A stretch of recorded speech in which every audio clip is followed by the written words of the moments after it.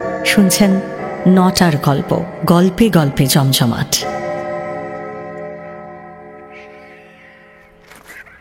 মার দো সালে কও, গলি করে কুত্তার মতো মারো ওকে। সালে বন্দুক কেড়ে নিবে, বন্দুক লে বন্দুক লে লে। হুজুর, হুজুর, আমায় ক্ষমা করুন হুজুর, আমায় ক্ষমা করুন, আমায় ক্ষমা করুন। আপনি আমার মা বাবা আছেন হুজুর, বিশ্বাস করুন আমি বন্দুক নিতে আসিনি। বিশ্বাস গরিব আদমি কো। হুজুর, আমি এই খেতে কাজ করি, গরিব মানুষ হুজুর, সাহেবের কাছে কটা টাকা পাবো তাই।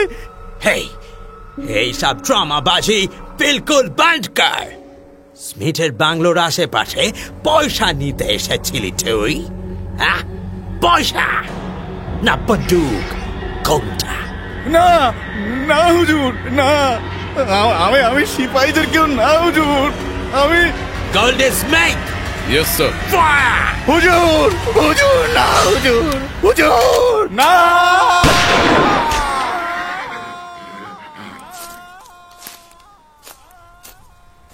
খতম। Yes sir. বডিটা পেছনের খাটে গিয়া পড়িয়াছে। রাস্কা, আমার ঘোড়া। কামন সামি, আমরা এবার ইভিনিং ট্রিপে যাব। ও ইয়েস মিট, বেরিলি ফোর্টের আশেপাশে সিকিউরিটি আরো মজবুত করিয়া দিও। Yes sir. সিপাহীদের দল আবার লুটপাট চালাইতে আসিবে। প্রভিন্স হইতে সিক্রেট নিউজ আসিয়াছে আজ। স্যার, আমি এখনই সব অ্যারেঞ্জমেন্ট করে ফেলছি।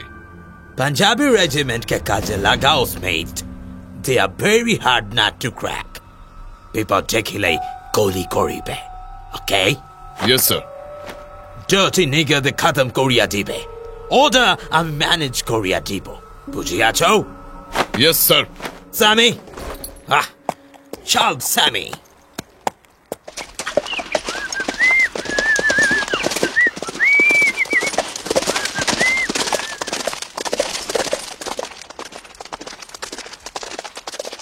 শুনছেন দীনেন্দ্র কুমার রায়ের উৎপীড়িতের প্রতিহিংসা অবলম্বনে সিপাহী বিদ্রোহের পর। 1857 সাল। সারা দেশ জুড়ে গর্জে ওঠা কামান, বন্দুক আর গুলির ছড়া সবে সবে বন্ধ হয়েছে। তবে বারুদের গন্ধটা এখনো টাটকা। কত যে শহীদের শরীর এখানে ওখানে ছড়িয়ে ছিটিয়ে পড়ে আছে, এখনো তার সবকটা খুঁজে পাওয়া যায়নি। নিহত অত্যাচারী ব্রিটিশ ক্যাপ্টেন, মেজর, ফৌজিদের রক্ত নিয়ে হয়তো হোলি খেলত ভারতীয় সিপাহীরা, কিন্তু ছবিটা হঠাৎই পাল্টে গেল। ব্রিটিশ রাইফেলের সঙ্গে ভারতীয় গাদা বন্দুক কিছুতেই এঁটে উঠতে পারল না। আর পিছন থেকে কামড় বসানোর মতো কাঁকড়ারা সব যুগেই থাকে, সেদিনও ছিল। এই দুই সাঁড়াশি চাপের সামনে ভারতের ভাগ্যটা দুমড়ে গেল আরও একবার। ব্যর্থ হয়ে গেল সিপাহী বিদ্রোহ, আর সেই সঙ্গে বর্বর ব্রিটিশদের অত্যাচার এবার সীমা ছাড়াল। ভারতীয় সিপাহী মানেই শত্রু, তাদের দেখো আর মারো, এই জিগির তুলে এবার নতুন করে খুন খারাপি শুরু করল ইংরেজ সরকার। অস্ত্রধারী সিপাহী হলে তো কথাই নেই, এমনকি স্রেফ সন্দেহের বশেও কত যে নিরীহ মানুষকে খুন করতে লাগলো ইংরেজ, তার শেষ নেই। ব্রিটিশদের গুলি যত ছুটল, তার সঙ্গে পাল্লা দিয়ে ছুটল তত গুজব। মার খাওয়া সেপাইরা নাকি আবার জোট বাঁধছে, টুপিওয়ালাদের কার্তুজ, রাইফেল, গ্রেনেড লুট করছে। আড়ালে আবডালে একা পেলে তাদের নাকি মেরেও ফেলছে। তবে গুজব কিন্তু সত্যি হলো একদিন। কড়া পাহারা সত্ত্বেও একদিন শেষ রাতে বেরেলির ইংরেজ দুর্গ থেকে 8 ডজন রাইফেল চুরি হয়ে গেল। বিধ্বংসী মূর্তি নিয়ে পাহারাদারদের ওপর ঝাঁপিয়ে পড়ল মেজর জেনারেল জর্ডন। তোমাদের সব কটাকে আমি টুকরো টুকরো করে কাটিয়া আমার কুত্তাকে দিয়া খাওয়াইবে। ডার্টি নিগার, কনস্পিরেসি করিতেছ তোমরা? আজই তোমাদের লাস্ট ডে, মরার জন্য তৈরি হইয়া যাও। না হুজুর, হুজুরের পায়ে পড়ি, হুজুর মাফ করুন। হুজুর, আমরা কোনো গাফিলতি করিনি, সারা দিন সারা রাত এখানে পাহারা দিচ্ছি। হুজুর হুজুর হুজুর আপনার পায়ে পড়ি, হুজুর মাফ করুন। বিশ্বাস করুন, আপনি আমাদের জান নিয়ে নিন, তবু মিথ্যে কথা বলবো না। হুজুর, আমরা এখানেই ছিলাম, কোনো ষড়যন্ত্র করিনি, ভগবানের নামে দিব্যি দিচ্ছে হুজুর। হারামি দল, চপড়াও! এক গলিতে তোমাদের শেষ করিয়া দিব আমি। 1 2 sir Daku Daku sir, What? Daku sir. Daku? কোথায় ডাকু?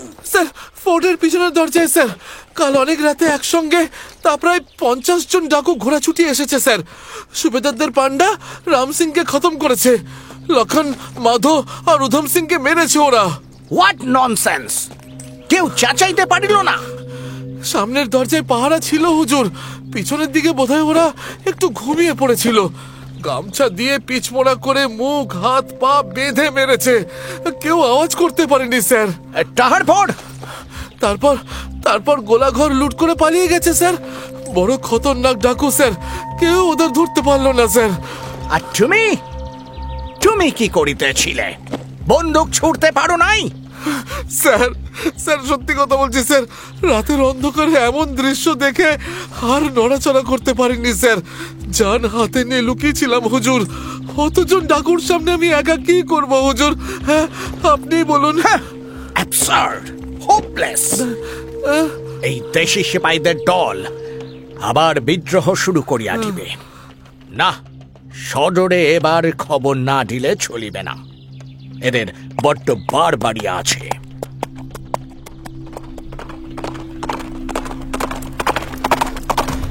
চারদিকে হুলুস্থুল পড়ে গেল। ইংরেজ সেনাপতি জর্ডানের আদেশে ডাকু সিপাহীদের ধরতে ছুটল ব্রিটিশ সেনা। বেডেলি ফোর্টকে আরো কড়া নিরাপত্তায় মুড়ে ফেলা হলো। এত কাণ্ডের পরেও কিন্তু আসল ডাকাতদের ধরা গেল না। গ্রাম্য নিরপরাধ মানুষজনের ওপর চুরি, ডাকাতি, রাহাজানির অপরাধ রুজু করা হতে লাগলো। আর তারপর শুরু হলো প্রবল দমন পীড়ন।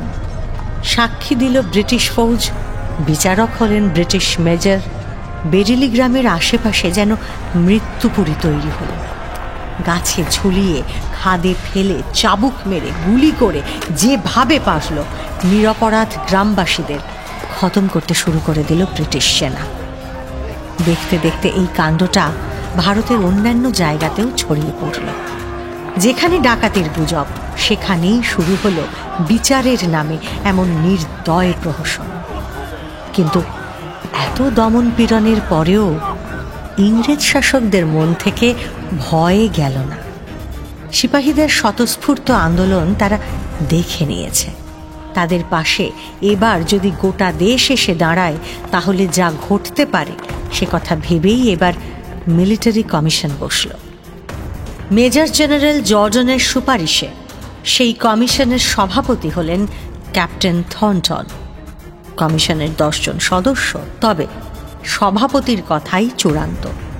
কেউ অপরাধী সাব্যস্ত হলে তার বিচার করে সরাসরি তাকে শাস্তি দিতে পারবেন এই সভাপতি। আর বিচার যে কতখানি নির্বিচার হতে পারে, একের পর এক তার নজির তৈরি করে বুক ফুলিয়ে ঘুরে বেড়াতে শুরু করলেন থর্নটন। মানুষ তো নয়, যেন মূর্তিমান যম। একবার যে সামনে পড়েছে, তার আর বেঁচে ফেরবার জো নেই। আদরের সচিব গোল্ডি স্মিথ আর প্রিয় ঘোড়া স্যামিকে নিয়ে পাহাড়ে, জঙ্গলে, উপত্যকায়, অধিত্যকায় মৃত্যুর পরোয়ানা বিলি করে বেড়াতে লাগলেন ক্যাপ্টেন থর্নটন। আর তার বিচার মানেই নির্বিচারে গুলি। সেই গুলিতে বেশিরভাগই ক্ষেত মজুর, জনখাটা মানুষ আর সহিস বেয়ারাদের লাশ পড়ে। কিন্তু কোথায় যে পড়ে কেউ তা জানে না। হয়তো খাদের গভীরে পড়ে সেই লাশ ভেসে যায় খরস্রোতা নদীর বুকে। পাহাড়ি বাঁকে গোল্ডি স্মিথের গুলিতে যারা মারা যায়, তাদের দেহ যে কোন অতলে তলিয়ে যায় তার আর কোনো খবর পাওয়া যায় না। তবে ক্যাপ্টেন থর্নটনের শীষের শব্দ বারুদের গন্ধ কেটে সাপের মতো হিসিস করতে করতে দূর দূরান্তে ছড়িয়ে পড়ে।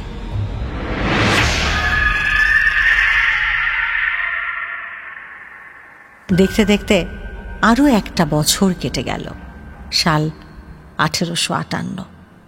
গত 4-5 মাস ধরে বিদ্রোহ দমনের নামে থর্নটন কমিশনের বর্বরতা বোধহয় সমস্ত বিপর্যয়কে ছাড়িয়ে গেছে।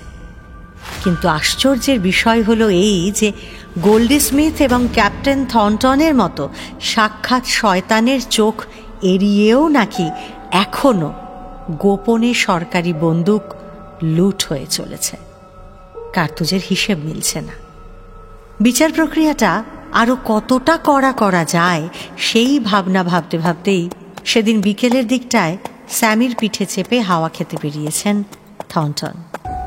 এমন সময় পরোয়ানা হাতে নিয়ে স্মিথের খাস আরদালি এসে দাঁড়ালো সামনে। সেলাম হুজুর, কি ব্যাপার? আপনার একটা সই লাগবে। এটা কিসের পরোয়ানা?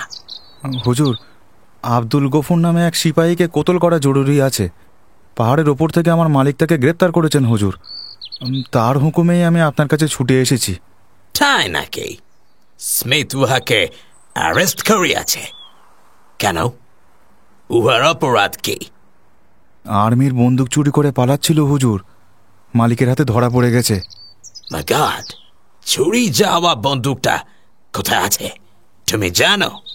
আগে না হুজুর, সেই বন্দুক উদ্ধার করা যায়নি। মালিকের আওয়াজ পেয়ে নিশ্চয়ই সেই বন্দুকটা খাদে ফেলে দিয়েছে বেটা। বড় কঠিন অপরাধ করিয়াছে সে। উহার বেঁচে থাকিবার কোনো অধিকার নাই। যাও, পরোয়ানাটা আমি দেখিবে। হ্যাঁ হুজুর, এই যে। আমাকে ছেড়ে দিন হুজুর, আমি কোনো গুনাহ করিনি। আমি ভাইয়ের সঙ্গে দেখা করতে যাচ্ছিলাম। ভাই, আমাকে ছেড়ে দিন, আমাকে ছেড়ে দিন। চুপ বদমাইশ গায়িকা। আমার ভাইয়ের কাছে কোনো বন্দুক নেই স্যার, বিশ্বাস করুন। ও শুধু আমার সঙ্গেই দেখা করতে এসেছে। Shut up! এক গলিতে তোদের দুজনকে খতম করিয়ে দিব আমি। ওই তো আমার মালিক স্যার, আর ওই যে আব্দুল গফুরও আসছে। ওর কথাই বলছিলাম স্যার। ওই আমাদের বন্দুক চুরি করেছে। ওই পাশের লোকটা ওর ভাই sir, Abdul Abbas. Good evening sir. কি ব্যাপার? হাতো ঝুট ঝামেলা কিসের? লোকটা একটা ডেঞ্জারাস ক্রিমিনাল আছে। আর্মির রাইফেল লোকাই আছে। এখন ধরা পড়িয়াছে রাইফেল খাদে ফেলিয়া দিয়াছে। উহার সঙ্গীরা কোথায় তুমি কি প্রশ্ন করিয়াছ স্মিথ? আমার মনে হয় আশেপাশের জঙ্গলেই হয়তো লুকাইয়া আছে। Be careful. না সাহেব, না, আমার সঙ্গে কেউ নেই। আমার ভাই আব্দুল আব্বাস আজই পাঞ্জাব থেকে এসেছে স্যার। আমি ওর সঙ্গেই দেখা করতে যাচ্ছিলাম স্যার। ওই যে স্যার, ওই যে আমার ভাই স্যার, আমার কোনো দোষ নেই স্যার। চাপ! পাঞ্জাব থেকে আসিয়াছে, মিছা কথা বলিলেই গর্দান যাইবে। স্যার, আমি মিছা কথা বলছি না স্যার, আমি মিছা কথা বলছি না। আব্দুল আব্বাস আমার ভাই, সওদাগরি অফিস থেকে আজই ফিরেছে। বিশ্বাস করুন স্যার, ওকে নিয়ে আসতেই যাচ্ছিলাম। স্টপ! আপনার দুটো পায়ে পড়ি স্যার, আপনার দুটো পায়ে পড়ি। সাই স্টপ! আমার কথাটা একবার শুনুন, আমি মিছা কথা বলছি না। বন্দুকটা কোথায় রাখিয়াছিস তুই? উহা ফেরত না পাইলে তোর প্রাণটাও আর থাকিবে না। আমার ভাই বন্দুক নেয়নি স্যার, ও কিছু করেনি। ও শুধু আমার সঙ্গে দেখা করতে এসেছে স্যার। আমার ভাইয়ের কাছে কোনো বন্দুক নেই, ও কোনো বন্দুক নেয়নি। বিদ্রোহীদের সাহায্য করিবার অপরাধে উহাকে আমি প্রাণদণ্ড দিলাম। আমার কোনো অপরাধ নেই স্যার, আমার কোনো অপরাধ নেই। ভাইয়া, ভাইয়া, ভাইয়া, ভাইয়া, চল স্বামী, চল বেটা। ভাইয়া।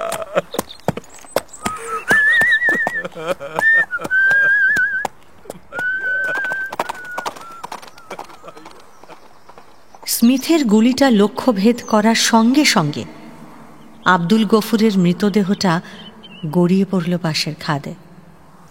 মুচকি হেসে মাথায় টুপিটা পরে শীষ দিতে দিতে ঘোড়া ছুটিয়ে চলে গেলেন ক্যাপ্টেন থর্নটন। আর্দালিকে সঙ্গে নিয়ে নিজের বাংলোর পথে ফিরে গেলেন গোল্ডি স্মিথ। পাহাড়ের পথটা আবার নির্জন, শান্ত, যেন কোথাও কিছু হয়নি। এইমাত্র যে ভয়ঙ্কর দৃশ্যটা ঘটে গেছে এখানে, তার চিহ্ন মাত্র আর কোথাও রইল না। পায়ে পায়ে ঢালু পথটার দিকে এগিয়ে গেল আব্দুল আব্বাস। নিচের খাতটার দিকে এক দৃষ্টে তাকিয়ে রইল সে। তার চোখের জল বাঁধ মানছে না কিছুতেই। প্রায় 6 ফুট দীর্ঘ দেহটা কান্নার দমকে যেন একটা শিশুর মতো কুঁকড়ে কুঁকড়ে যাচ্ছে। দুহাতে চোখ ঢেকে মাটিতে বসে আছে সে।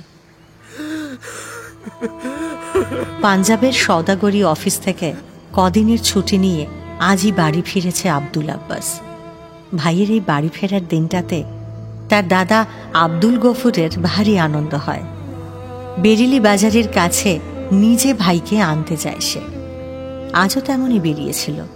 এই পাহাড়ি পথটায় একটু শর্টকাট হয় বলে তারা সকলেই এই পথেই আসা যাওয়া করে। ভাইয়ের দেরি দেখে আব্বাস নিজেই পা চালিয়ে চলে এসেছে। আর তখনই দূর থেকে ঘোড়ার পিঠে স্মিথ আর পাথরের ওপরে হাঁটু গেড়ে বসে থাকা গফুরকে দেখতে পেয়ে বুকের ভেতরটা ধক করে উঠেছে তার। তারপরে যা ঘটে গেল সেই সব ঘটনার সাক্ষী সে নিজে। তার চোখের সামনেই তার নিরপরাধ দাদাকে খুন হয়ে যেতে দেখল সে। আর ভাবতে পারে না আব্বাস। মাথার রগ দুটো চেপে ধরে বসে আছে সে। ক্রমশ চোয়ালটা তার শক্ত হয়ে উঠছে। মাথা তুলে সামনের টিলাটার দিকে তাকালো আব্বাস। ওই তো ওখানেই গোল্ডি স্মিথের বাংলো। কোমরে গোঁজা কুকরিটা নিয়ে একবার সেদিকে যাবে নাকি আব্বাস? সবে উঠতে যাবে এমন সময় তার কাঁধে কে যেন হাত রাখল। পিছন ফিরে রানাজিকে দেখতে পেল আব্বাস। তাদের গ্রামের সরপঞ্চ এই রানাজি। তাকে দেখে এবার শিশুর মতো ডুকরে কেঁদে উঠল আব্বাস। রানাজি, রানাজি, আমার ভাইজানকে ওরা, ওই সাহেবগুলো। আমি জানি আব্বাস, সব শুনেছি আমি। আর ওই জন্যই তো তোমাকে নিতে এলাম। ঘরে চলো বেটা। না রানাজি, না, আমার ভাইজানের মতের বদলা না নিয়ে আমি ঘরে যাব না। কিছুতেই না, কিছুতেই না। তোমার কি দিমাগ খারাপ হয়ে গেছে আব্বাস? তুমি যাবে বদলা নিতে? বন্দুকের সঙ্গে লড়তে যাবে তুমি? কি করে বদলা নেবে শুনি? আমার কাছে কুকরি আছে রানাজি। সে কুকরি দিয়ে ওই গোল্ডি স্মিথের গলাটা এক কোপে নামিয়ে দিয়ে আসবো। ঠিক পারবো আমি। পাগলামি করো না আব্বাস। ওই বাংলোয় ঢোকার আগেই স্মিথের কুকুর তোমাকে ছিঁড়ে খেয়ে ফেলবে। কুকুর? কেন? ওই ভয়ঙ্কর কুকুরটাকে দেখোনি তুমি? ওটা কুকুর না নেকড়ে কে জানে। এখন মাথা গরম করার সময় নয় বেটা। ঠান্ডা মাথায় ভাবতে হবে। ওঠো আব্বাস, ওঠো। আগে গফুরের ঘরে গিয়ে তার বিবিকেই খবরটা দাও। চলো, আমিও না হয় তোমার সঙ্গে যাচ্ছি। চলো। আব্বাসের কাঁধে হাত দিয়ে তাকে গফুরের ঘর অবধি নিয়ে গেল রানাজি। দরজার বাইরে রানাজিকে রেখে ভেতরে ঢুকলো আব্বাস। ভাবিজান। আরে আব্বাস ভাই, একা একা চলে এলে? তোমার দাদা আনতে গেল যে? ভাবিজান। কি হয়েছে ভাই? তোমাকে যেন কেমন। ভাবিজান, বন্দুকটা। বন্দুক? ভাইজানের বন্দুকটা কোথায়? সরো, সরো ভাবিজান। আব্বাস ভাই, আমাকে বন্দুকটা পেতেই হবে। তুমি সরো, বন্দুকটা আমাকে পেতেই হবে। তোমার ভাইজান কোথায়? আব্বাস ভাই, তোমার ভাইজান কোথায়? ভাবিজান, ভাইয়া আর নেই। আব্দুল গফুরের মৃত্যুর খবরটা তার ভাবিকে দিতেই শোকে আতঙ্কে চিৎকার করে উঠল গফুর মিয়ার বিবি। গফুরের 2 ছেলে, একজনের বয়স 5 আর একজনের 3। মাটিতে বসে খেলা করছিল তারা। চাচাজানকে দেখে ছুটে এসেই কেমন যেন দিশেহারা হয়ে গেল ছেলে দুটো। তাদের কোলে তুলে বুকের মধ্যে চেপে ধরল আব্বাস। তারপর কাঠের আলমারিটার দিকে ছুটে গেল সে। ওই আলমারির পিছনেই গফুরের পিস্তলটা থাকে। পিস্তলটা বেশ পুরনো, ব্যবহার না করে তাতে মরচে ধরে গেছে। তা হোক, তবু আগ্নেয়াস্ত্র তো বটে। স্মিথকে মারতে গেলে বন্দুক চাই, এই মরচে ধরা পিস্তলটাই যথেষ্ট। গোল্ডি স্মিথকে কুকুরের মতো গুলি করে মারবে আব্বাস, ঠিক যেভাবে তার ভাইজানকে মেরেছিল সে, ঠিক সেইভাবে মারবে তাকে। শেষ করে দেব। প্রতিজ্ঞায় আব্বাসের চোয়াল শক্ত হয়ে ওঠে, চোখ দিয়ে যেন আগুন ঠিকরে বেরোতে থাকে। গফুরের দুটো ছেলেকে তাদের মায়ের কোলের কাছে নামিয়ে রেখে পিস্তলটা কোমরে গুঁজে নিল আব্বাস। ঘর থেকে সবে বেরোতে যাবে, ঠিক সেই সময় ছেঁড়া পর্দাটা সরিয়ে ঘরে এসে ঢুকলেন পীর বাবা। গফুরের ঘরে এই সময় পীর বাবাকে দেখে হতচকিত হয়ে গেল আব্বাস। গফুরের স্ত্রীও এখন কান্না ভুলে অবাক হয়ে তার দিকে তাকিয়ে আছে। শান্ত ধীর কণ্ঠে পীর বাবা বললেন, তুমি কি প্রতিশোধ নিতে যাচ্ছ আব্বাস মিয়া? জি মালিক, আমার নিরপরাধ ভাইকে যারা মেরেছে তাদের নিজে হাতে মেরে আসবো আমি। তারপর তারপর কি হবে ভেবেছ আব্বাস? মালিক এখন আর চিন্তা ভাবনা করার মতো মনের অবস্থা আমার নেই। ভাইজানের খুনিকে খতম না করতে পারলে এই ভয়ঙ্কর শোক থেকে রেহাই পাবো না মালিক। প্রতিশোধ আমাকে নিতেই হবে। কিন্তু প্রতিশোধ নেওয়ার আগেই তোমার প্রাণ যদি চলে যায় তখন? সেও কবুল মালিক, তো আমি যাব। এভাবে শান্ত হয়ে বসে বসে শোক করতে পারবো না মালিক। শান্ত হও বেটা। রক্তের প্রতিশোধ রক্ত দিয়ে মেটানো যায় না। আর প্রতিশোধ নেওয়ার তুমি কে? আমি আর ধৈর্য ধরতে পারছি না। শোধ নেবেন তো সেই একজন, তোমরা যাকে খোদা বলো সেই তিনি। তার উপর সব ছেড়ে দাও বেটা, তিনি ঠিক দণ্ড দেবেন। আমাকে ক্ষমা করবেন মালিক। আজ এখন এই মুহূর্তে ওই শয়তান সাহেবটার লাশ আমি দেখতে চাই মালিক। আমার মাথার ভিতর আগুন জ্বলছে মালিক, আগুন জ্বলছে। তুমি দেখতে পাচ্ছ না আব্বাস, কিন্তু আমি দেখছি। তোমার খোদা তালার হাতে দণ্ড উঠেছে, অন্যায়ের শাস্তি তিনি ঠিক দেবেন। কিন্তু তাই বলে তুমি তার আসনে বসতে চেও না বেটা। তোমার কোনো গুনাহ নেই, তুমি কেন রক্তে হাত লাল করবে? আপনি দেখতে পাচ্ছেন মালিক? আমি তো মিথ্যে বলি না আব্বাস। পরমেশ্বরের ওপর ভরসা রাখো, তার কাজ তিনি ঠিক করবেন। তিলে তিলে অনুতাপে ওই খুনি সাহেব কিভাবে ধ্বংস হয় নিজের চোখে দেখতে পাবে তুমি।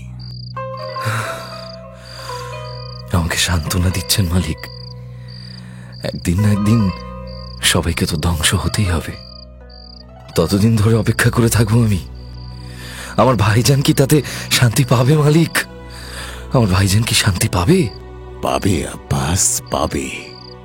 আমি বলছি পাবে। আপনি সন্ন্যাসী, তাই আমাকে অহিংসার কথা শোনাচ্ছেন। কিন্তু আপনার মতো ধৈর্য আমার নেই মালিক। আজ ভাইজানের খুনিকে মারতে না পারলে আমি নিজে মরতে না আব্বাস, খবরদার এই ভুলটা তুমি করো না। কিন্তু কতদিন আমি এভাবে আর ধৈর্য ধরে বসে থাকবো? 1 বছর। হ্যাঁ, 1 বছর পারবে না আব্বাস? 1 বছর? আর মাত্র 1টা বছর অপেক্ষা করতে পারবে না? 1 বছর? আপনি সত্যি বলছেন মালিক? যাও আব্বাস, বন্দুকটা রেখে দিয়ে এসো। ওটা তোমার হাতে মানায় না আব্বাস। পীর সাহেবকে অগ্রাহ্য করার মতো ক্ষমতা নেই আব্বাসের। তিনি একজন সন্ন্যাসী, তার আসল নাম কেউ জানে না। তিনি কোথায় থাকেন তাও কেউ জানে না। বয়সে প্রবীণ, কিন্তু শরীরের কোথাও বার্ধক্য এতটুকু বাসা বাঁধতে পারেনি। শক্তিতে বোধহয় তিনি আব্বাসকেও হারিয়ে দেবেন। এই সন্ন্যাসীকে সকলেই চেনে। মুসলমানেরা বলে পীর বাবা, আর হিন্দুরা বলে ঠাকুর বাবা। তিনি কোন জাত কেউ জানে না। সব জাতের, সব ধর্মের মানুষ তার চোখে সমান। সকলেই তাকে ভক্তি শ্রদ্ধা করে, বিশ্বাস করে। যে কোনো সংকটের সময় তিনি ঠিক এসে উপস্থিত হন। কি করে যে জানতে পারেন, কেউই সে কথা বুঝে উঠতে পারে না। কোনো নির্দেশ বা পরামর্শ দিয়ে তিনি আবার চলে যান, কিন্তু কোথায় যে যান তাও কেউ জানে না। ইংরেজরা তাকে পলিটিক্যাল স্পাই হিসেবে সন্দেহ করে বহুবার আটক করার চেষ্টা করেছে, কিন্তু তার কাছ থেকে আপত্তিকর কোনো কিছুই পায়নি তারা। এমনকি তাকে আটক করাও সম্ভব হয়নি। এই গ্রামের প্রত্যেককে নামে চেনেন তিনি। তার কথা সকলের শিরোধার্য। এবার মাথা নিচু করে বন্দুকটাকে আলমারির পিছনে রেখে দিল আব্বাস। তারপর দরজার দিকে ঘুরে পীর সাহেবকে আর দেখতে পেল না সে। ছুটে বাইরে এলো আব্বাস। না, সেখানেও তো তিনি নেই কোথাও। রাতের নিঃশব্দ আকাশটা বাটির মতো উপুর হয়ে আছে। একটা শেয়াল কুকুরও কোথাও ডাকছে না। দুনিয়াটা যেন থমথম করছে। একজন জলজ্যান্ত মানুষ এই নিস্তব্ধ অন্ধকারের গায়ে মিলিয়ে গেলেন কি করে? চুপ করে ভাবতে থাকে আব্বাস। কোনো কুল কিনারা খুঁজে পায় না সে। পাঞ্জাবের সওদাগরি অফিসের কাজে জবাব দিয়ে বেরেলির গ্রামেই পাকাপাকিভাবে থেকে গেল আব্বাস। ক্যাপ্টেন থর্নটন আর গোল্ডি স্মিথকে কিছুতেই চোখ ছাড়া করতে চায় না সে। আরও কটা সপ্তাহ নিরুপদ্রবে কেটে গেল। নিরুপদ্রবে মানে বেরেলি এবার বেশ কিছুটা শান্ত হয়েছে। ক্যাপ্টেন থর্নটন আছেন ঠিকই, তবে আজকাল তিনি যেন একটু সংযত হয়েছেন। বেরেলি কেমন অবাক হয়ে তাকায়। সরপঞ্চ রানাজিও যেন এমনই কি একটা বলছিলেন আব্বাসকে। তবে আব্বাস কিছুতেই সেই দিনটাকে ভুলতে পারে না। হাতের সামনে থর্নটন আর স্মিথকে পেয়েও সে কিচ্ছু করতে পারছে না। এই অন্তর্দ্বন্দ্বে দিন রাত ছটফট করতে থাকে সে। কিন্তু পীর বাবাকে দেওয়া কথারও খেলাপ করতে পারে না সে। অগস্ট মাসের মাঝামাঝি। বেরেলিতে এখন বৃষ্টি নেই।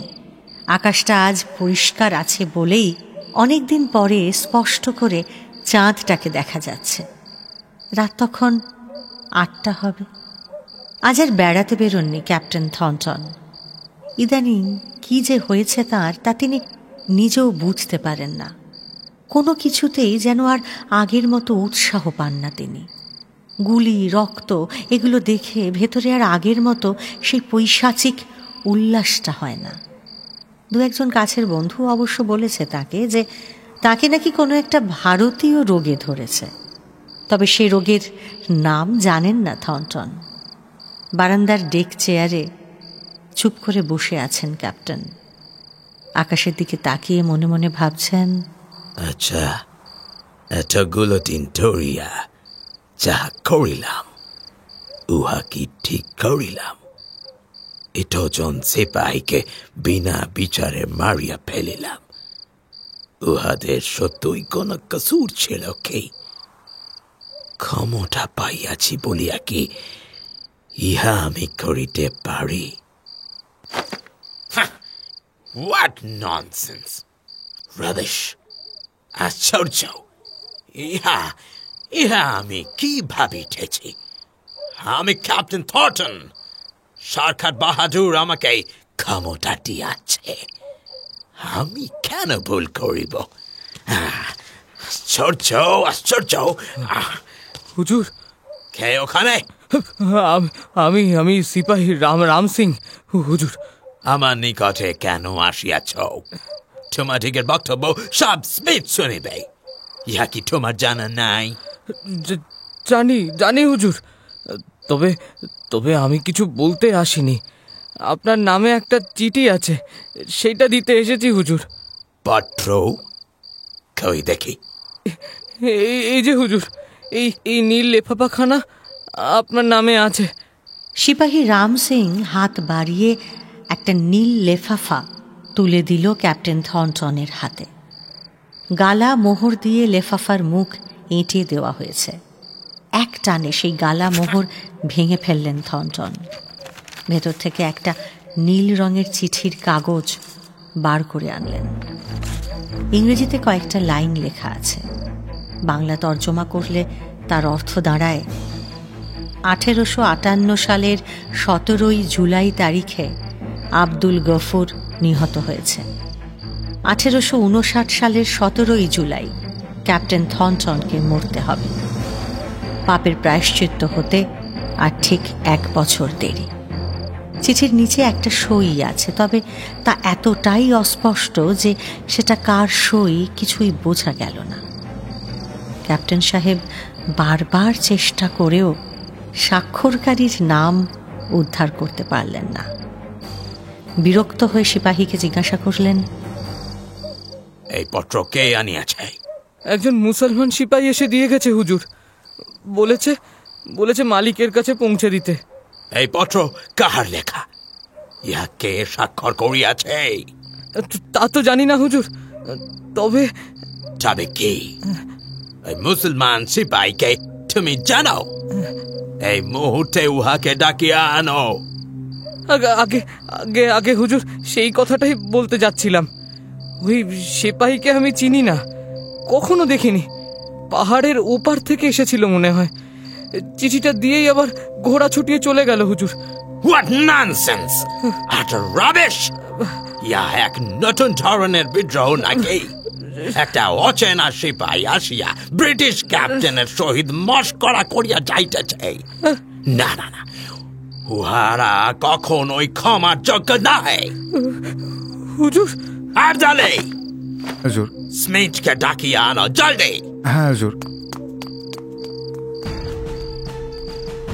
নীল লেফাফাটা যে কে দিল তা নিয়ে বেশ কিছুদিন ধরে খোঁজ খবর চালালেন থর্নটন সাহেব। গোল্ডি স্মিথও নাওয়া খাওয়া ভুলে সেই পত্র প্রেরককে খুঁজে বেড়ালেন। আরও বেশ কিছু ধরপাকড়ও চলল, কিন্তু না, কোনো সদুত্তর মিলল না। বেরেলির গ্রামটায় সেই নীল চিঠির কথাটা কানে কানে আব্দুল আব্বাস অবধি ছড়িয়ে পড়ল। উত্তেজনায় কাঁপতে কাঁপতে সরপঞ্চ রানাজির কাছে ছুটে এলো আব্বাস। রানাজি, খবর শুনেছেন? কাল ওই শয়তান থর্নটনের কাছে নাকি চিঠি এসছে। সব শুনেছি আব্বাস, সব শুনেছি। আজ সকালেই স্মিথের আর্দালি আমার কাছে এসেছিল। আপনার কাছে? কেন? গফুরের সঙ্গে আমার সম্পর্কটা খুব গভীর, সে কথা ওরা জানে। তার উপরে এই গ্রামের লোকজন আমাকে এই গ্রামের মাথা বলে মানে, তাই। বুঝেছি। তার মানে ওরা এবার আপনাকে সন্দেহ করছে, তাই তো? মনে মনে কে কি ভাবছে তা কি করে বুঝবো বলো? তবে না, স্মিথের খোঁজর ওই জন্য আসেনি। পাহাড়ের ওপারে কোনো মুসলিম সেনাকে আমি চিনি কিনা সেই কথা জানতে এসেছিল। ও, তার মানে ওরা আমার কাছেও আসতে পারে। অসম্ভব নয়। কিন্তু আব্বাস, লক্ষ্মী ভাই আমার, পীর সাহেবের কথাটা মনে রেখো। রাগের মাথায় কাউকে কিছু করে বসো না যেন, দোহাই আমার। আমার ভাইজানের কসম, একটা বছর আমি কিছু করব না। আপনি নিশ্চিন্ত থাকুন রানাজি। আব্বাস চলে গেল। তার চলে যাওয়ার দিকে এক দৃষ্টে চেয়ে রইলেন রানাজি। ওই নীল চিঠিটা আসলে কোথা থেকে এলো, কে দিল? খেলাটা যে কোন দিকে ঘুরছে সে কথা রানাজি নিজেও বুঝতে পারছেন না। আচ্ছা, সামনে থেকে কিছু না করুক, পিছন থেকে কোনো চাল চালছে না তো আব্বাস? মনে মনে শিউরে উঠলেন রানাজি। ছেলেটা সত্যিই কি আগুন নিয়ে খেলছে? ছোট থেকে তার কোলে মানুষ হয়েছে আব্বাস। না, ছেলেটার দিকে ভালো করে নজর রাখতে হবে তাকে। এই ছেলেটাকে তিনি কিছুতেই হারাতে পারবেন না, তার কোনো বিপদ হতে দেওয়া যাবে না। ক্যাপ্টেন থর্নটনের স্ত্রী বিবি থর্নটন আগ্রায় থাকেন। বেরেলির সঙ্গে তার কোনো সম্পর্ক নেই, কোনোদিন আসেননি এখানে। কোনো দরকার পড়লে থর্নটন সাহেবকে চিঠি পাঠান তিনি। সাহেব গিয়ে তার স্ত্রীর সঙ্গে দেখা করে আসেন। অগস্টের মাঝামাঝি তেমনই একটা চিঠি এসে হাজির হল। সাহেব তার সচিব স্মিথের হাতে বেরেলির দায়িত্ব দিয়ে আগ্রায় গিয়ে পৌঁছলেন। দিনটা 16ই অগস্ট। আজকাল কে জানে কেন নিজের অজান্তেই ক্যালেন্ডারের দিনগুলো ভালো করে মনে রেখে দেন ক্যাপ্টেন থর্নটন। বেরেলি থেকে আগ্রা ধকল বড় কম নয়। সাধারণত ভোরবেলা ঘুম থেকে উঠে পড়াটা ক্যাপ্টেনের বরাবরের অভ্যেস, কিন্তু 17ই অগস্ট বেলা প্রায় 8টার সময় ঘুম ভাঙল তাঁর। কত বেলা হইল, তুমি আমাকে ডাকিলা না কেন বিবি? তুমি এমন অকাতরে ঘুমাইতেছিলে যে ডাকিতে ইচ্ছা হইল না। তবে এখনই তোমাকে এই পত্রটি দিবার জন্য আসিতেছিলাম। পত্র? কাহার পত্র? উহা তো আমার জানা নাই। তোমার নামে আসিয়াছে, জরুরি হইতে পারে। এই যে, তুমি দেখিয়া লও। সেই নীল রঙের লেফাফা। স্ট্রেঞ্জ। বাপের শোধ 11 মাস পরে। এ পত্র তুমি কিভাবে পাইলে? গ্রাউন্ড ফ্লোরের ব্যালকনিতে একজন সিপাহী এই পত্র হাতে করিয়া আনিয়া দিল। সিপাহী? কিরকম দেখিতে? অধিক কিছু কহিল না? অধিক কিছু নো, শুধু বলিল তোমার নামে পত্র আছে।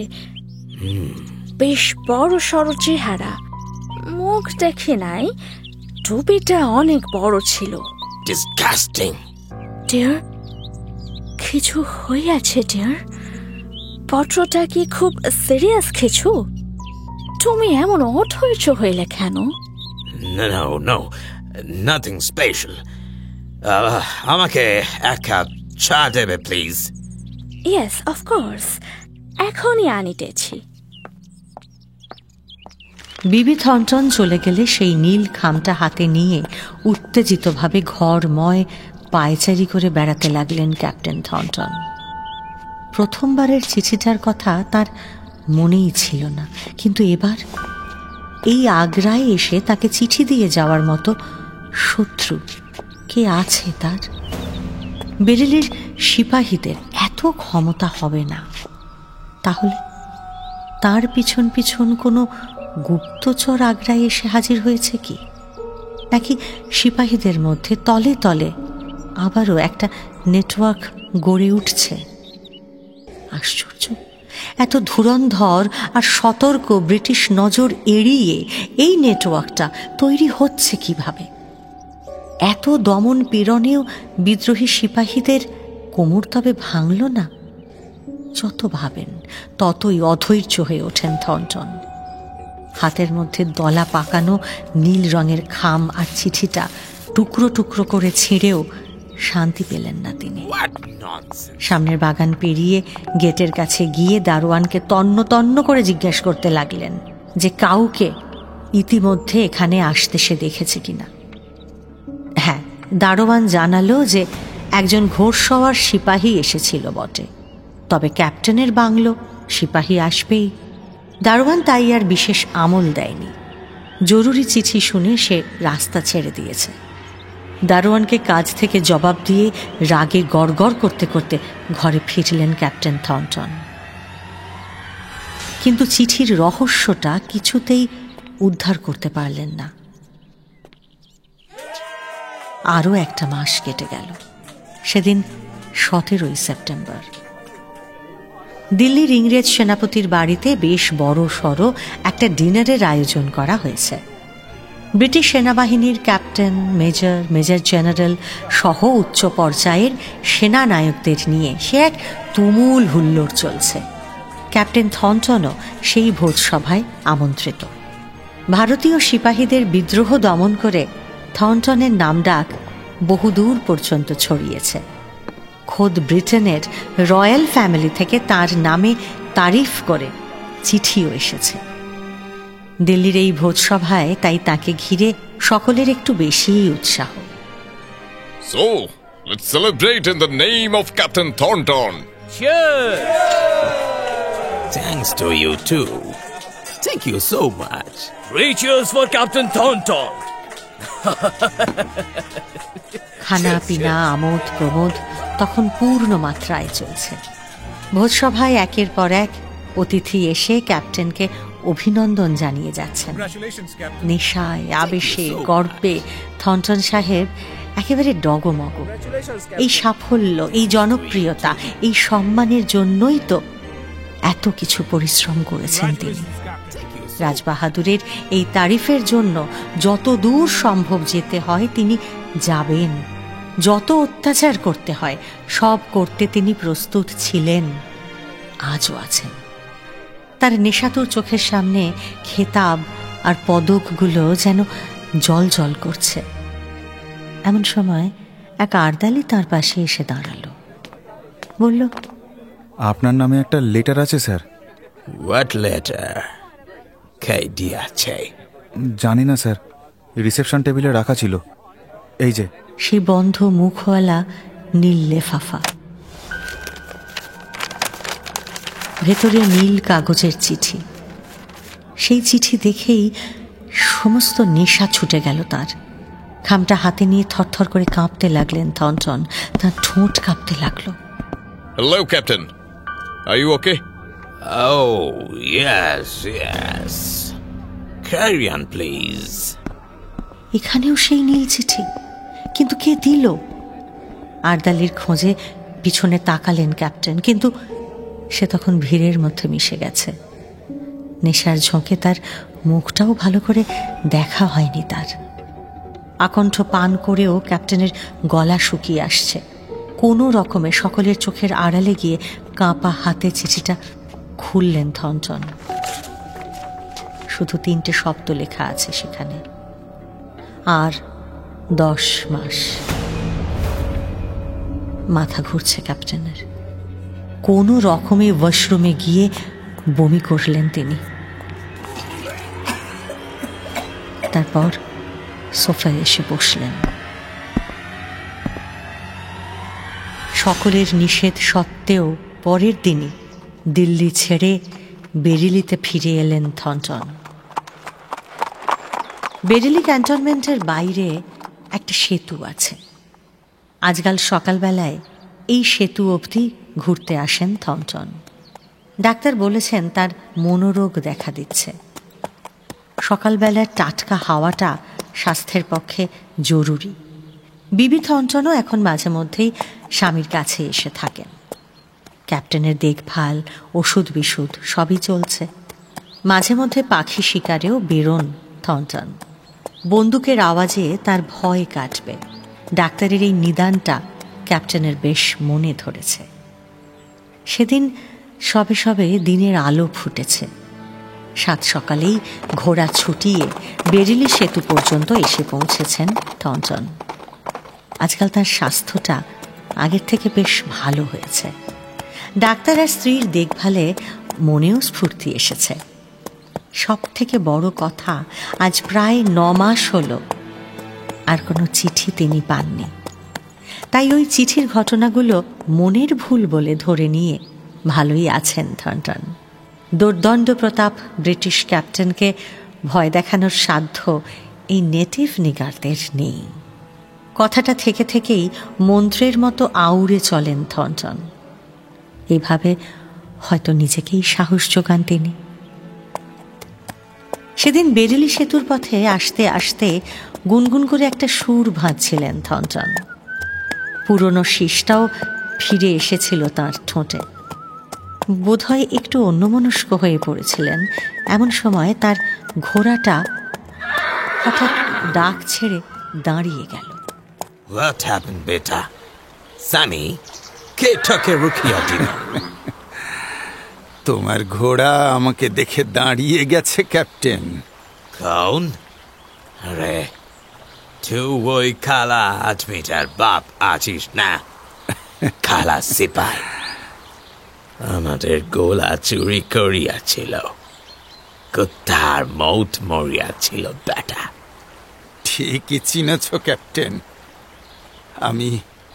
আমি রাম রোহিত তিওয়ারি, পরীক্ষিত তিওয়ারির বাবা। আমার ছেলে ফৌজিতে ছিল ক্যাপ্টেন, কিন্তু সে চোর নয়। তুমি বিনা বিচারে তাকে গুলি করে মেরে ফেলেছিলে। হ্যাঁ, তুমি তাকে মেরেছ। বেশ করিয়াছ। যা যা, সাপ সারা হিন্দুস্তানি চোর আছে, সাপ কাটাকে আমি মারিবে। চোরের বাপের বড় বড় কাটা। চাই হাট, আমার রাস্তা আটকানোর ফল জানিস। ফালতু গুলি খরচ করো না ক্যাপ্টেন। তোমার রাস্তা আটকানোর কোনো ইচ্ছেই আমার নেই। যে সন্তান শোকে এমনি মরে আছে, তাকে আর নতুন করে কি মারবে তুমি? আর তোমার পথ তো এখন সিধে ভগবানের কাছে যাবে। রে বেটা, ডার্টি নিগা। থামো ক্যাপ্টেন, থামো। এই চিঠিটা দেব বলে তোমার জন্য অপেক্ষা করছিলাম। এই নাও ধরো। লেটার কে দিয়েছে? আমাদের মহল্লার একজন সিপাহী। নাও ধরো। বৃদ্ধ রামরোহিতের শীর্ণ হাত থেকে চিঠিটা ছো মেরে ছিনিয়ে নিলেন থর্নটন। আর তারপরেই তার বুকটা ধরাস করে উঠল। সেই নীল রঙের খাম। প্রায় 9 মাস পরে আবার সেই চিঠি, ভেতরে নীল কাগজ। ফুরফুরে হাওয়ার মধ্যেও কুলকুল করে ঘাম হচ্ছে এবার তার। কাঁপা কাঁপা হাতে গালা খুলে ভেতরের কাগজে চোখ রাখলেন ক্যাপ্টেন। তার মুখ চোখের রং এবার ফ্যাকাশে হয়ে গেল। গলার কাছটা ঘর ঘর করতে লাগলো। ভেতরে লেখা আছে আর 1 মাস। হাত বাড়িয়ে রামরোহিতের গলাটা খামচে ধরতে গেলেন, কিন্তু পারলেন না থর্নটন। একটা কথাও আর জিজ্ঞাসা করতে পারলেন না তিনি। এমনকি বন্দুকটাও তুলতে পারলেন না। স্যামির পিঠের ওপর শুধু স্থবির হয়ে বসে রইলেন। চেনা সাগরে তাকে নিয়ে বাংলোর পথে ফিরে গেল। ডাক্তারের পরামর্শে বেরেলি ছেড়ে স্বামীকে নিয়ে বোম্বে এসে পৌঁছলেন বিবি থর্নটন। ক্যাপ্টেনের বোন থাকেন সেখানে। উচ্চপদস্থ রাজকর্মচারী ম্যাকফারসনকে বিয়ে করেছেন তিনি। থর্নটনের চিকিৎসা আর হাওয়া বদলের সব ব্যবস্থা হয়ে গেল। বিবি থর্নটনও খুব খুশি। কিন্তু ক্যাপ্টেন নিজে অশান্তি আর ভয়ে দিশেহারা হয়ে উঠেছেন তিনি। আমি দেশে ফিরিবে। আমি আজই দেশে ফিরিবে। দেশে ফিরিলে আমি বাঁচিয়া যাইবে। আমি দেশে ফিরিবে। What happens, dear? কেন তুমি এইরকম করিতেছ? ডক্টর যাহা বলিয়া গেলেন তুমি শুনিলে না? এইরকম ফিজিক্যাল কন্ডিশন লইয়া তোমাকে জাহাজে অ্যালাউ করিবে না। আগে তুমি সুস্থ হইয়া ওঠো, ইহার পর দেশে ফিরিবে। না না না না না, আমি দেশে ফিরিবে। 1 মাস আমি দেশে ফিরিবে। 1 মাস? What do you mean? কিসের 1 মাস?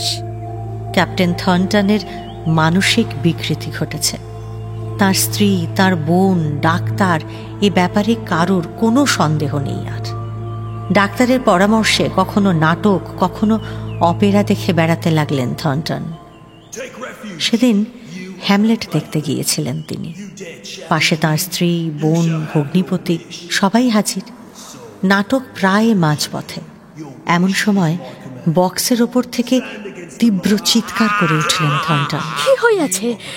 তোমার কি শরীর খারাপ করিতেছে? কি হইয়াছে? কি হইয়াছে? গফুর? গফুর কে? Who is he? হ্যামলেটের পিটার সোল। হয়তো স্টেজে দেখিতে পাইতেছ না? হয়েছে স্টেজে আছে। ও, দ্য ফাদার অফ হ্যামলেট। উনি মিস্টার ম্যাকবিয়ান, আমাদের নেবার। উনি স্টেজে অ্যাক্টিং করেন, তুমি দেখো নাই? ম্যাকবিয়ান। হ্যাঁ, তাই তো। বাট গফুর কে? তুমি কি অন্য কাহাকে ভাবিতেছ? না, কাকেও না। সে রাতে ক্যাপ্টেন থর্নটনের প্রবল জ্বর এলো। সে জ্বর আর কিছুতেই কমে না। ডাক্তার এসে নানা রকম পরীক্ষা করে জানালেন ব্রেন ফিভার। অসুখ অত্যন্ত কঠিন। দিনে দিনে অবস্থা জটিল হয়ে উঠেছে। টানা 3 দিন জ্বরে শয্যাশায়ী হয়ে রইলেন ক্যাপ্টেন। 4র্থ দিনের সকাল। আজ আর জ্বরটা আসেনি। বিবি থর্নটনের মুখেও হাসি ফুটেছে আজ। বহুদিন পরে সকালবেলা অল্প একটু চা খেয়েছেন ক্যাপ্টেন। আধখানা বিস্কিটও নিজে চেয়ে খেয়েছেন তিনি। গুড মর্নিং ডিয়ার, তোমার শরীর ভালো আছে তো? Good morning, feeling better. একবার ব্যালকনিতে যাইবে? আমাকে ধরে ধরে কি উঠিতে পারো তুমি? চলো। কেফু, সাবধানে। এই তো, এইখানে বসিয়া থাকো। কি ওয়ান্ডারফুল সানরাইজ দেখিয়াছ? ম্যাডাম। Yes, coming. তুমি একটু এখানে বসিয়া থাকো, হ্যাঁ? আমি এক্ষুনি আসিতেছি। তুমি চলিয়া যাইবে? Just 2 minutes, darling. এক্ষুনি আসিতেছি। স্বামীর কপালে স্নেহের হাত বুলিয়ে দিয়ে ঘরের ভেতরে চলে গেলেন বিবি থর্নটন। ক্যাপ্টেনের জলখাবারটা নিজের হাতে তৈরি করেন তিনি। সেই জন্যই আরদালি তাঁকে ডাকতে এসেছিল। আজ সূর্যোদয়টা দেখতে সত্যি খুব ভালো লেগেছে। প্রাণ ভরে সেদিকে চেয়ে আছেন থর্নটন তখনও। কতদিন পরে সানরাইজ দেখছেন তিনি। শরীরে আবার নতুন করে অক্সিজেন ফিরে পাচ্ছেন যেন। একতলারই সাজানো গোছানো বাংলো বাড়ির সামনে একটা বাগানও আছে। গত কয়েকদিনের বৃষ্টিতে গাছগুলো বেশ সতেজ সবুজ হয়ে উঠেছে। সেদিকে তাকিয়ে বেরেলের বাগানটার কথা মনে পড়ল ক্যাপ্টেনের। নিজের হাতে বাগানটা করেছিলেন তিনি। গাছের শখ তার সেই ছোট থেকেই। গাছের কথা, ফুলের কথা ভাবতে ভাবতে এক চিলতে আলতো হাসি ফুটে উঠেছে থর্নটনের মুখে। ঠিক সেই সময় শুনলেন, সালাম সাহেব। কে? আমি ফৌজি সাহেব, আপনাকে সেলাম দিতে এসেছি। তবিয়ত ঠিক আছে তো আপনার? কিন্তু তোমাকে তো আমি ঠিক মুখ থেকে হাতটা সারাইয়া লাও। তোমাকে আমি দেখিবে। আমাকে আর কি দেখবেন সাহেব, আপনি এইটা দেখুন। এইটা আপনার gift. Gift? What's that? Jabbar pocket থেকে একটা নীল খাম বাড়িয়ে দেয় লোকটা। সে খামটার দিকে তাকিয়ে থর্নটনের সামনে এবার বিশ্ব ব্রহ্মাণ্ড যেন দুলে উঠল। সেই চিঠিটা আবার।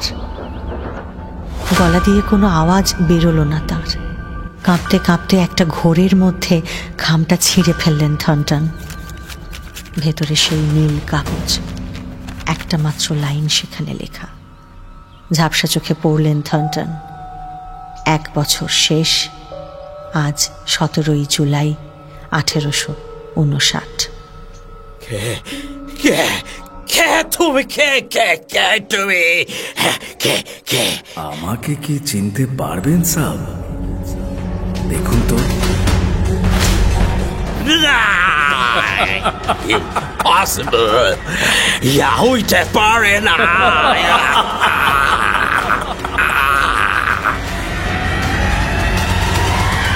কি হয়েছে? কি হয়েছে? What happened? কেউ আছো? কেউ কে আছো? Please help! Captain, Help! Captain, Please help! জল আনো, জল। Tonton! Captain, Tonton! Captain, captain, What happened, dear? What happened? Doctor এসে বললেন কার্ডিয়াক অ্যারেস্ট, মানে হার্ট ফেল, দুর্বল হার্ট। আচমকা কোনো একটা উত্তেজনায় হঠাৎ করেই বন্ধ হয়ে গেছে, কিন্তু উত্তেজনার কারণটা কেউ বলতে পারল না। বাড়ির দারোয়ান কাউকে ঢুকতে বা বেরোতেও দেখেনি। ক্যাপ্টেনের আশেপাশেও কোথাও কিচ্ছু পড়ে নেই। তবে ব্রেন ফিভার হলে দুর্বল মন নাকি অনেক কিছু কল্পনা করে নিতে পারে। তেমনি কোনো একটা কল্পনা হয়তো ডেথ সার্টিফিকেট লিখতে লিখতে কথাটা আর শেষ করলেন না ডাক্তার। বিবি থর্নটনও আর কিছু জিজ্ঞাসা করতে পারলেন না। ক্যাপ্টেনের বালিশের পাশে ছোট্ট একটা ডায়েরি খুঁজে পেলেন বিবি থর্নটন। সেটা হাতে নিয়ে নিথর হয়ে বসে আছেন তিনি। তার হাতে ধরা সাদা পাতাটায় লাল কালি দিয়ে লেখা আছে 17th জুলাই 1859, দি এন্ড। ডায়েরির যে পাতাটায় এই কথাটা লেখা ছিল, সেই পাতাটার উপরের দিকে তাকিয়ে দেখলেন ঠিক 1 বছর আগের লেখা, কিন্তু নিচের সইটা না। অনেক চেষ্টা করেও সেটা কার সই উদ্ধার করতে পারলেন না বিবি থর্নটন। শোনা যায় জুলাই মাসের 17 তারিখে বেরেলি থেকে আবার পাঞ্জাবে ফিরে গিয়েছিল আব্দুল আব্বাস। সেই সওদাগরি অফিসটায় একটা শূন্য পদের খবর পেয়েছিল সে।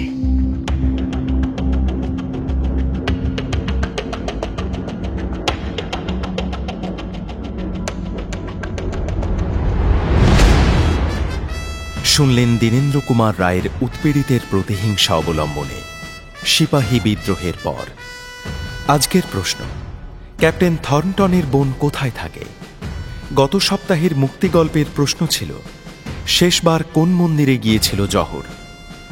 প্রথম 10 জন সঠিক উত্তরদাতা হলেন সুমিতা সমাদ্দার, মায়া সিংহ, বর্ণালী বৈরাগী, সুবীর পাত্র, রিমা দাস, মিতালি, ইমামুদ্দিন জমাদার, গৌতম কুমার মান্ডি, ঋষি দাস ও রিয়া বাগ।